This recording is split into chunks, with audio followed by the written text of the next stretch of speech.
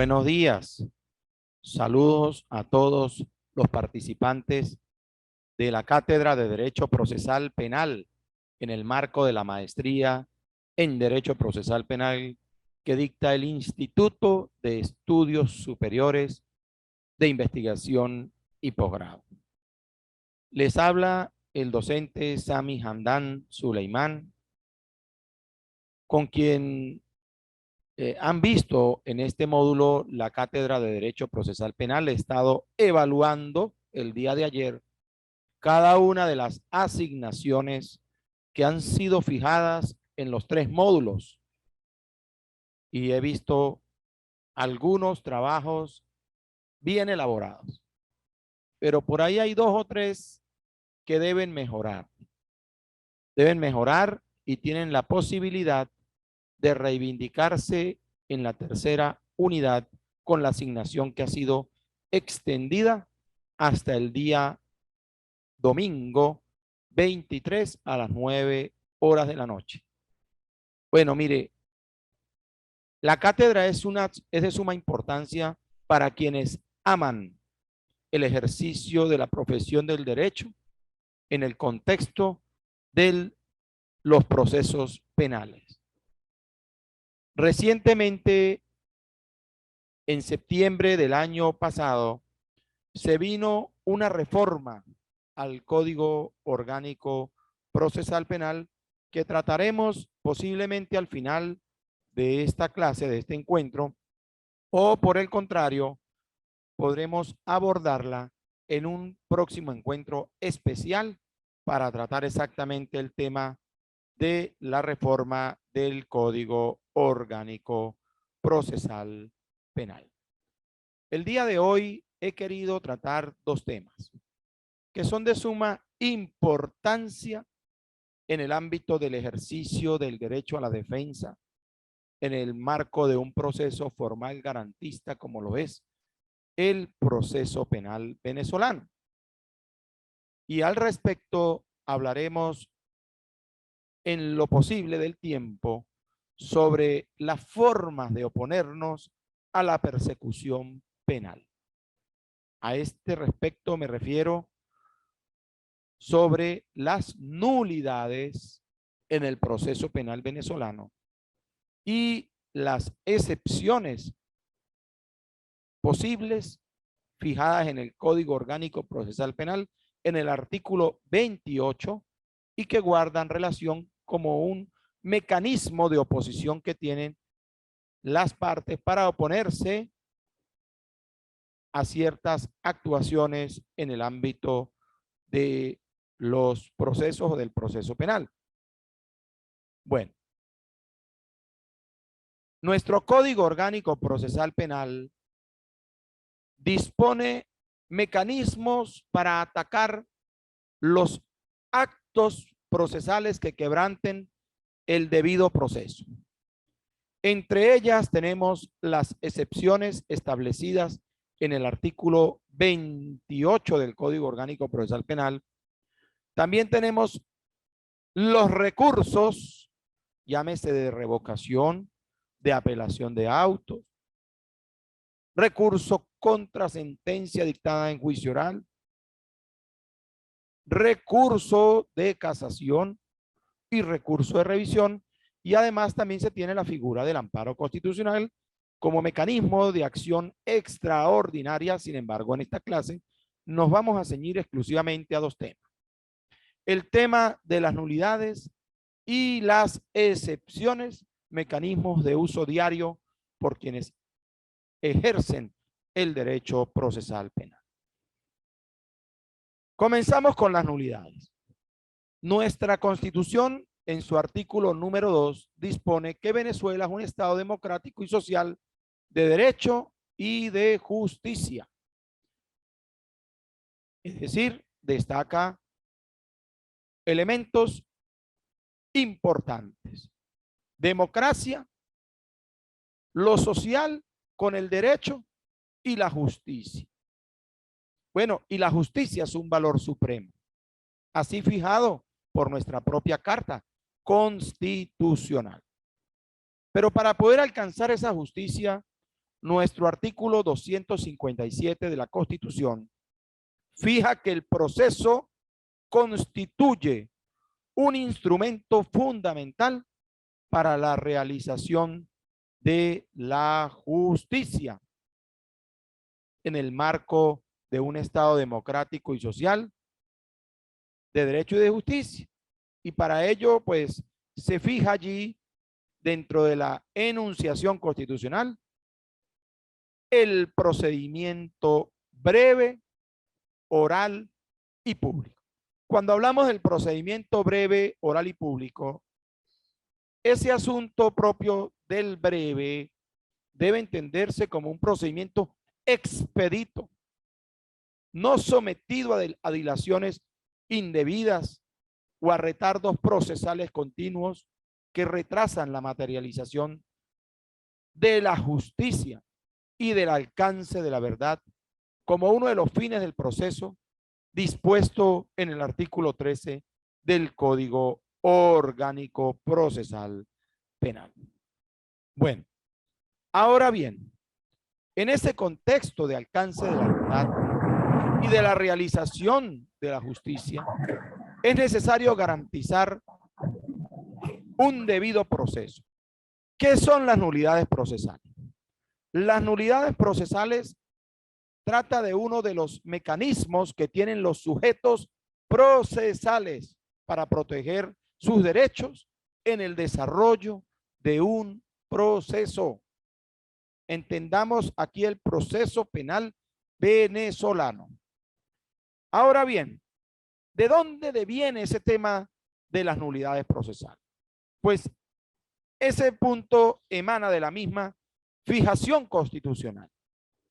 La Constitución venezolana fija un conjunto de garantías para la realización de los derechos fijados en ella. Entiéndase aquí, representado en el concepto propio del debido proceso. Y es que toda actividad procesal que se realice fuera del contexto del debido proceso y que violente derechos y garantías fundamentales, pues obviamente estará viciado de nulidad. Y allí es donde yo les pido que nos ubiquemos constitucionalmente en el artículo 25. ¿Qué dice el artículo 25 de la Constitución? Todo acto dictado en el ejercicio del poder público que viole o menoscabe los derechos garantizados por la Constitución y la ley es nulo. Y los funcionarios públicos que lo ordenen o ejecuten incurren en responsabilidad penal, civil, administrativa, según los casos, sin que les sirva de excusa las órdenes superiores. ¿Qué debemos comprender por esto? Si un funcionario policial interviene a una persona que transita por una vía pública y que la misma no ha cometido ningún delito y pretende el funcionario llevárselo detenido sin haber sido sorprendido él mismo en la realización de algún delito y sin ningún elemento material probatorio que haga presumir la existencia de un delito, esa detención es arbitraria y está incursa en el marco de un acto contrario a la Constitución, tal cual lo dispone el artículo 25, y ese funcionario podrá ser objeto de un proceso penal a través de la Fiscalía con competencia en derechos humanos por violar derechos fundamentales, en este caso, el derecho a la libertad de esa persona que no ha cometido delito alguno y que ha sido aprehendida más allá de no haber incurrido en ningún punible. Pero además de eso, nuestra Constitución en el artículo 49 dispone un conjunto de derechos fundamentales en favor de ¿quién? Del justiciable. Y allí se representan el debido proceso en sus 8 numerales. Entiéndase aquí el derecho a la defensa, el acceso a la prueba, la nulidad de las pruebas obtenidas con violación al debido proceso, la presunción de inocencia, el derecho a ser oído, el derecho al juez natural, el no ser sometido por los mismos hechos en virtud de los cuales hubiese sido juzgada ya anteriormente. Y también pues puede exactamente habilitar a esa persona que ha sido objeto de violaciones a demandar o solicitar al Estado el restablecimiento o reparación de la situación jurídica lesionada por el error judicial, por el retardo o la omisión injustificada en la correcta administración de justicia, pudiendo inclusive, más allá de ello, exigir inclusive ante el retardo procesal continuo injustificado, exigir la responsabilidad personal del juez que se haya en curso en esa violación. Entonces, es importante tener presente el marco de garantías que nos ofrece tanto el bloque de convencionalidad en materia de derechos humanos suscrito y ratificado por Venezuela, como lo es el Pacto Internacional de los Derechos Civiles y Políticos y la Convención Americana de Derechos Humanos, junto con lo fijado por la Constitución nuestra en el contexto de un conjunto de fijaciones propias de las garantías para así el justiciable poder hacer uso y materializar sus derechos allí consagrados en la Carta Fundamental. En afirmación de lo anterior y aterrizando ya en lo que es el proceso penal nuestro, fijémonos que nuestro artículo 181 del Código Orgánico Procesal Penal nos señala que los elementos de convicción solo tendrán valor si han sido obtenidos por un medio lícito e incorporados al proceso conforme las disposiciones del mismo Código Orgánico Procesal Penal. Y ese artículo nos fija inclusive más abajo que no pueden ser utilizados aquella información en el marco de un proceso obtenida con violación a los derechos fundamentales, es decir, a través de la tortura, del maltrato, la coacción, la amenaza, el engaño, la indebida intromisión en la intimidad del domicilio, de las comunicaciones privadas, de las correspondencias, ni las obtenidas mediante el quebrantamiento de derechos fundamentales de las personas. Fíjense aquí un tema muy importante. Uno observa en los procesos penales el reiterado uso de la información telefónica extraída del teléfono que tiene el sujeto detenido sin la autorización previa del juez de control. ¿Para qué? Para poder incorporar esa información contenida en el teléfono en el marco del proceso. Y nosotros tenemos que hacer una pequeña crítica al respecto, porque pareciera que nuestra Carta Fundamental para algunos operadores de justicia no tiene trascendencia. Y perdonen que haga este comentario, pero nuestra Carta Constitucional en el artículo 48 dice: se garantiza el secreto e inviolabilidad de las comunicaciones privadas en todas sus formas y no podrán ser interferidas sino por orden de un tribunal competente con el cumplimiento de las disposiciones legales y preservándose el secreto de lo privado que no guarde relación con el correspondiente proceso. Si a un sujeto lo detienen en un punto de control con sustancias estupefacientes y psicotrópicas y le retienen un teléfono celular, no puede el funcionario policial, más allá de elaborar la respectiva retención del mismo con los protocolos de cadena de custodia que exige el artículo 187 del Código Orgánico Procesal Penal, pretender ordenar la extracción de contenido de ese teléfono por encima de las exigencias del mismo artículo 48 que pide la orden judicial. Entonces el funcionario se ampara en decir que son diligencias urgentes y necesarias. Que el 266 habilita las diligencias urgentes y necesarias. Sí, pero si sabemos que la información telefónica está en el teléfono, ¿qué riesgo de desaparición de esos mensajes puede haber? Para hacer ver que si no se hace en la inmediatez se pierde la información.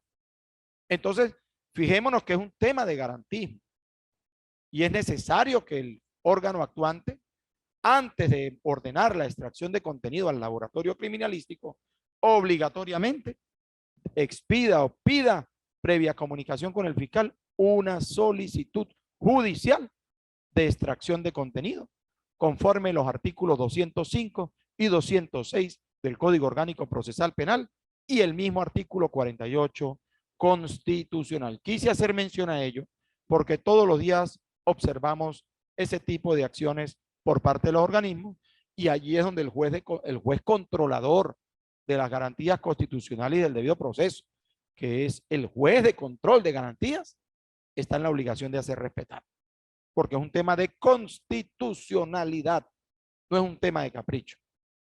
Y el fiscal también está en la obligación de acatar la letra constitucional. ¿Por qué lo digo? Y lo digo con mucho respeto. Porque el 48 lo fija en la Constitución y el fiscal es un garante de la constitucionalidad y de la legalidad en fundamento del artículo 2 de la Ley Orgánica del Ministerio Público. Entonces, continuando con el tema, el mismo artículo 182 del Código Orgánico Procesal Penal reitera que solo se podrán probar todos los hechos y circunstancias de interés para la correcta solución del caso y por cualquier medio de prueba siempre que se haya incorporado conforme a las disposiciones de este código y que no estén prohibidas por la ley. Nosotros tenemos que asociar el 49 numeral primero de la Constitución, que dice que toda prueba obtenida con violación del debido proceso es nula, con este artículo 181 y 182 del Código Orgánico Procesal Penal. Es decir, todo lo anterior en el ámbito de un proceso penal tiene que ver con los actos procesales, cualquiera sea su naturaleza, y estos deben cumplir ciertos requisitos intrínsecos y extrínsecos para que tengan validez en su obtención e incorporación al proceso penal. Nosotros en el Código Orgánico Procesal Penal tenemos el tema de las nulidades fijado en el artículo 174. Ya les voy a ubicar aquí. Desde el artículo 174, tengan muy presente ello. 174 tenemos el principio general que rigen las nulidades hasta el artículo 180 del Código Orgánico Procesal Penal. Del 174 al 180 tenemos la regulación procesal de las nulidades. Entonces, primeramente, el artículo 174 nos fija un principio general y nos dice que los actos cumplidos en contravención o inobservancia de las condiciones previstas en la Constitución, en el Código, en los convenios suscritos por Venezuela en materia de derechos humanos, no pueden ser apreciados por un juez para fundamentar una decisión judicial, ¿verdad? Salvo, ¿verdad?, que se trate de un defecto que permita su convalidación. Y aquí es donde hablamos de dos temas, dos tipos de nulidades. Las nulidades absolutas, que son las del 175 del Código Orgánico Procesal Penal, y las relativas que toleran la posibilidad exacta de convalidación y que en caso de no ser subsanadas oportunamente, pues no conducen a nulidades ni a reposiciones inútiles. En consecuencia, ubiquémonos en la primera de ellas.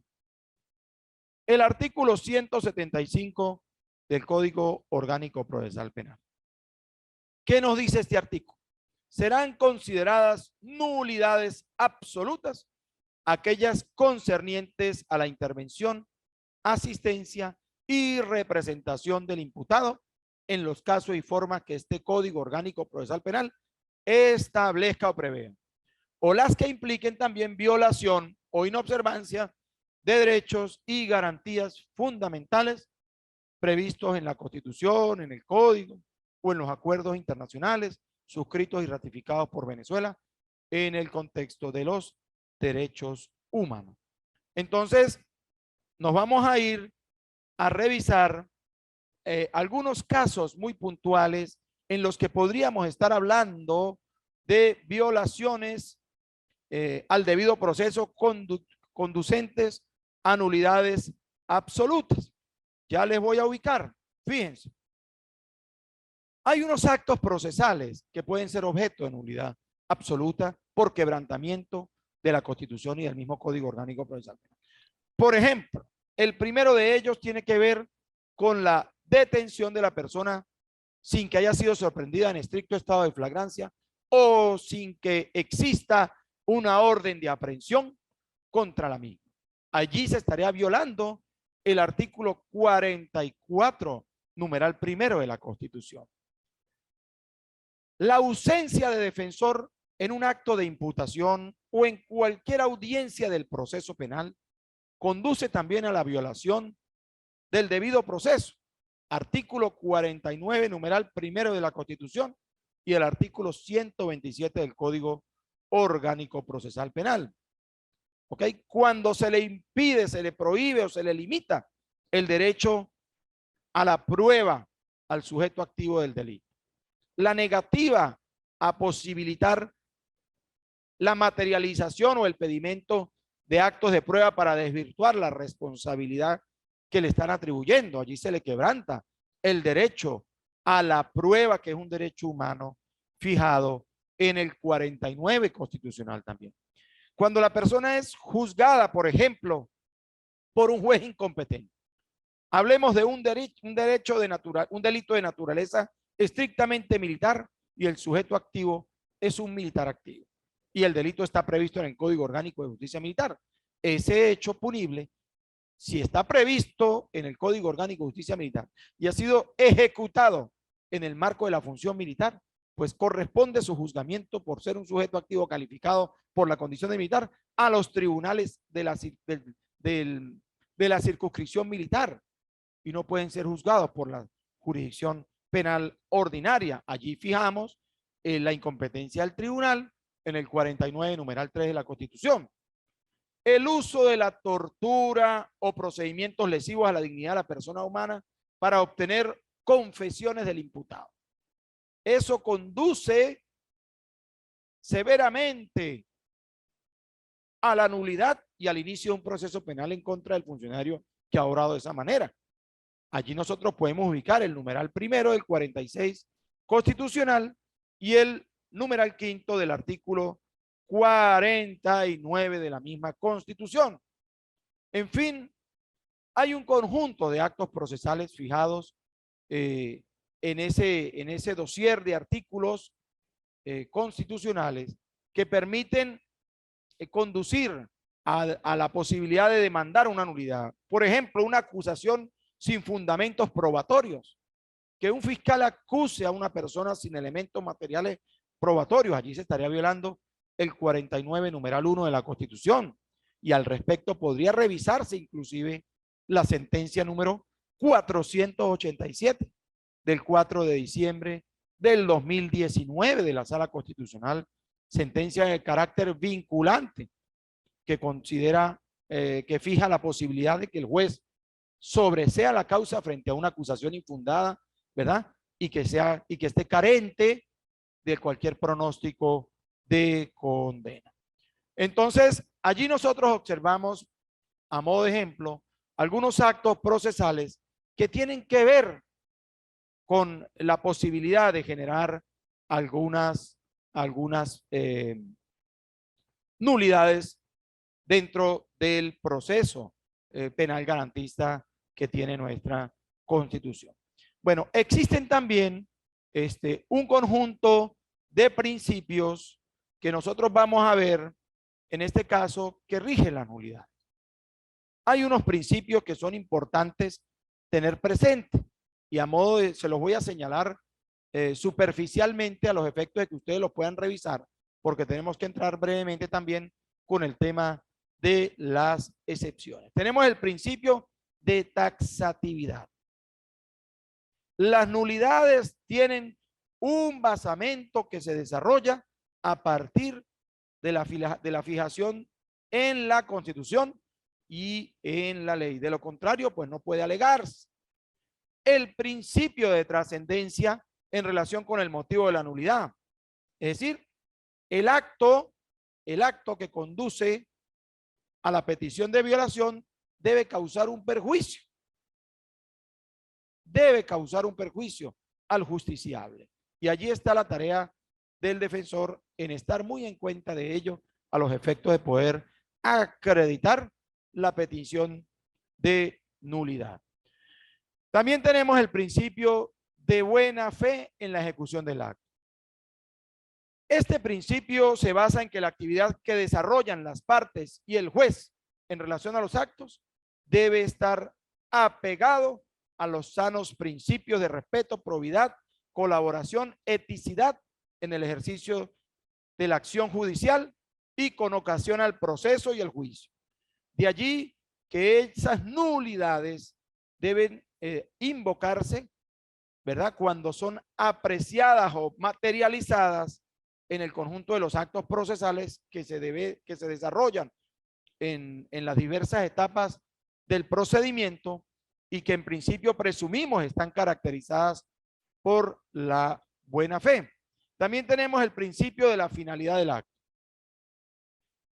Fíjese, es un principio que está a favor de la incolumidad del acto y por tanto impide la nulidad, que es el concerniente al aspecto teleológico del mismo acto que se está celebrando. Yo quiero decir que más allá de que exista una falla formal en la construcción o en la realización de la actuación procesal, si ella ha alcanzado su objetivo último y no existe perjuicio para ninguna de las partes involucradas en ese litigio, pues pueden perfectamente no materializar el juez la invalidez del acto. Aquí nos ubicamos en el contexto de las nulidades relativas, no de las nulidades absolutas.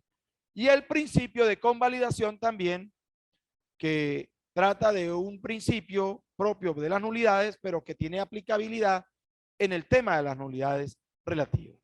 Entonces, el significado de este fundamento estriba en la necesidad de lograr actos eficaces y válidos, y hay actos en los que en este caso el juez no está obligado a declarar la nulidad absoluta más sí relativa, ¿verdad? O si está la nulidad que no está dentro de las enunciadas en el artículo 175 del Código Orgánico con carácter absoluto, sino relativas y que admiten, de acuerdo a la letra del Código, ser subsanadas, ¿verdad?, en el desarrollo de la audiencia o del proceso, o más allá de existir y de estar y de ser apreciables si el defensor no hace mención alguna en cuanto a nulidad para sanear, el mismo código en razón a la intrascendencia del acto, pues permite que ella sea convalidada y así avanzar en el marco del procedimiento. Entonces tenemos dos tipos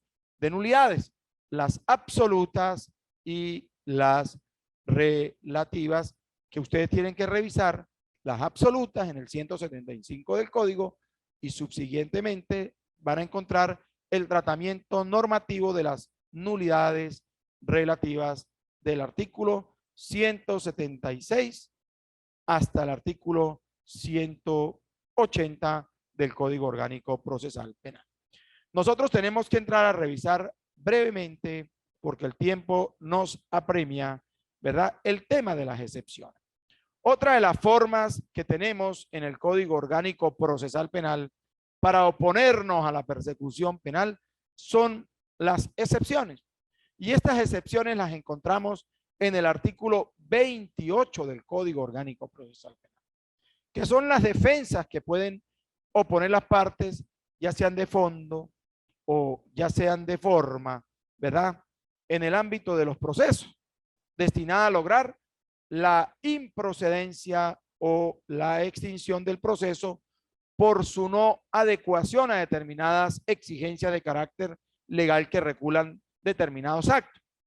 Es decir, procuran detener de manera provisional incluso o incluso definitiva el proceso penal, teniendo la particularidad en este caso en que en la fase intermedia del proceso penal deben oponerse en un lapso preclusivo, ¿verdad? Que culmina hasta el 5º día antes de llevarse a cabo la celebración de la audiencia preliminar en fundamento del artículo 311 del Código Orgánico Procesal Penal, mientras que en la fase preparatoria o fase de investigación la misma procede en cualquier oportunidad. Entonces, nosotros tenemos 6 tipos de excepción. La primera, la cuestión prejudicial del artículo 36 del Código Orgánico Procesal Penal. Si tienen allí el Código Orgánico Procesal Penal, precisen por favor el artículo 36, la existencia de una cuestión prejudicial, la prejudicialidad civil. La otra excepción es la falta de jurisdicción. La falta de jurisdicción. La jurisdicción es nacional. Un juez de la República tiene jurisdicción. Un juez de otro país no tiene jurisdicción para conocer delitos o para procesar delitos suscitados en Venezuela. Claro que aquí hay que hacer una excepción, una particularidad. Por ejemplo, Venezuela ha suscrito en el Concierto de las Naciones tratados de asistencia mutua en materia penal con algunas otras naciones. Y voy a poner de ejemplo el tema de Colombia y Venezuela. Nosotros tenemos una particularidad en cuanto a la no extradición de nuestros connacionales que han cometido delitos en otros países. Por ejemplo, nuestra Constitución en el artículo 69 prohíbe la extradición de venezolanos a otras naciones, que a lo mejor activan las alertas internacionales para su captura, son capturados en Venezuela porque, por ejemplo, cometieron delito en Colombia.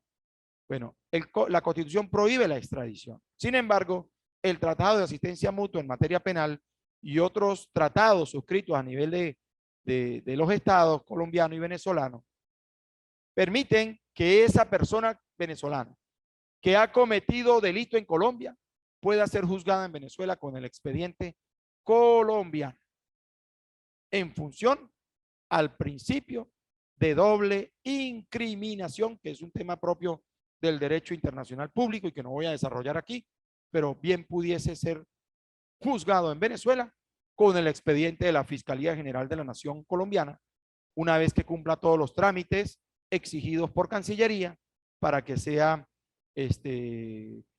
aprobado a través del seno del Tribunal Supremo de Justicia el juzgamiento a través de un tribunal nacional. Allí el tema de jurisdicción presenta su regla, es decir, su excepción a la regla.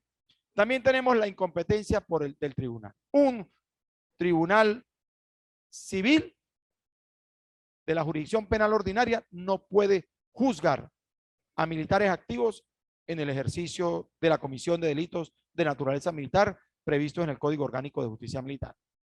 Por ejemplo, a título de ejemplo. Y tenemos también la acción promovida ilegalmente, ese numeral 4 del 28 tiene varias circunstancias que deben revisar ustedes, ¿verdad? Revisar ustedes, al igual que la extinción de la acción penal en el numeral 5 y el indulto en el numeral 6. Yo les voy a sugerir, para el tema de las excepciones, por favor, ubíquense esta sentencia de la Sala de Casación Penal del Tribunal Supremo de Justicia. Allí se desarrollan de manera ecuánime cada una de las excepciones con ejemplos bien fijados. Sentencia número 29 de la Sala de Casación Penal de fecha 11 de febrero del año 2014. Revisen esa sentencia para que evalúen en el contexto de un proceso penal la posibilidad de ejercicio de las excepciones en el contexto del proceso penal en las diversas etapas procedimentales.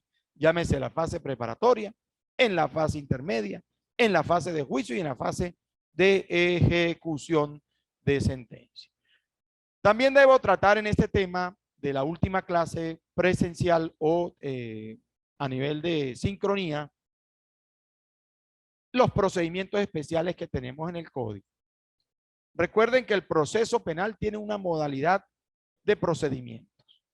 El procedimiento penal ordinario, que es el que más enfocamos en este tipo de cátedra, pero también tenemos el procedimiento abreviado, el procedimiento para el enjuiciamiento del presidente de alto funcionario, el procedimiento de extradición, el procedimiento para el juzgamiento de delitos menos graves.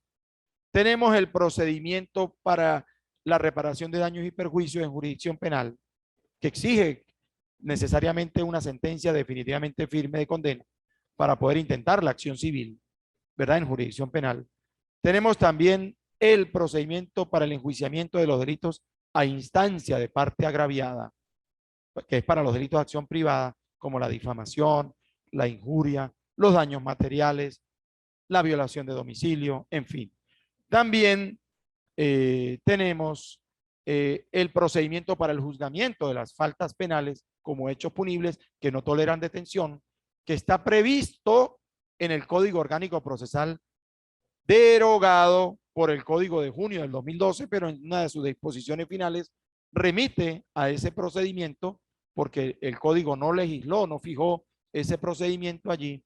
También el procedimiento para medidas de seguridad para aquellas personas con problemas de enajenación mental. En fin, hay una cantidad de procedimientos especiales que forman parte del proceso penal, pero que en especificidad están en el libro tercero de nuestro Código Orgánico Procesal Penal. Por ahí me están pidiendo que repita la fecha de la sentencia. Sentencia número 29 de fecha 11 de febrero del año 2014 de la Sala de Casación Penal del Tribunal Supremo de Justicia. Esa es la sentencia que desarrolla de manera clara el tema de las excepciones como formas de oposición en el marco del proceso penal. Bueno, yo quiero primeramente agradecerles a ustedes la presencia. No sin antes decirles también que más allá del tiempo corto y de muchos otros aspectos que hemos tenido, pues este mecanismo educativo, esta herramienta dinamizadora de alumno, docente, docente, alumno en estos tiempos pandémicos, nos han permitido continuar y avanzar con los estudios.